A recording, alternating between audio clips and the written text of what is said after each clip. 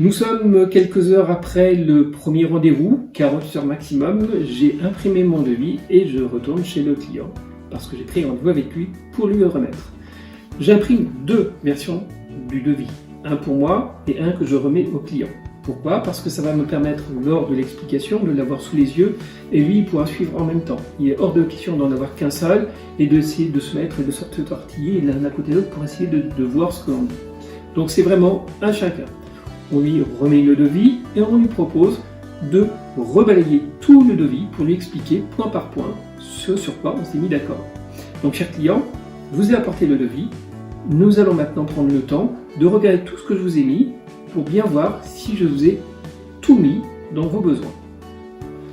Ensuite, on balaye point par point, on regarde tout.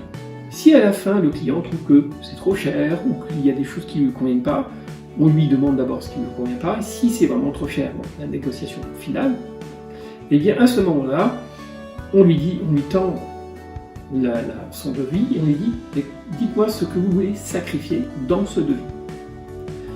Si par exemple il dit moi le contrat d'infogérance je ne veux pas, ça, il va falloir essayer de le laisser et de le garder à tout prix, quitte à sacrifier un pack derrière, pour plusieurs raisons.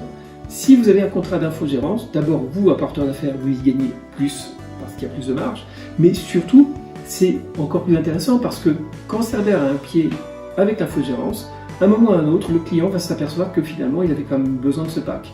Et lui revendre le pack derrière, ça sera beaucoup plus facile. Donc important, vous lui donnez le devis, vous lui demandez ce qu'il trouve en trop.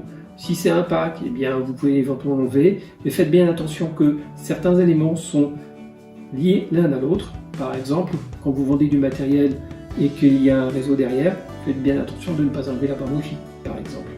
Donc là, pour ça, il faut vraiment bien garder en tête tout ce qui est dépendant.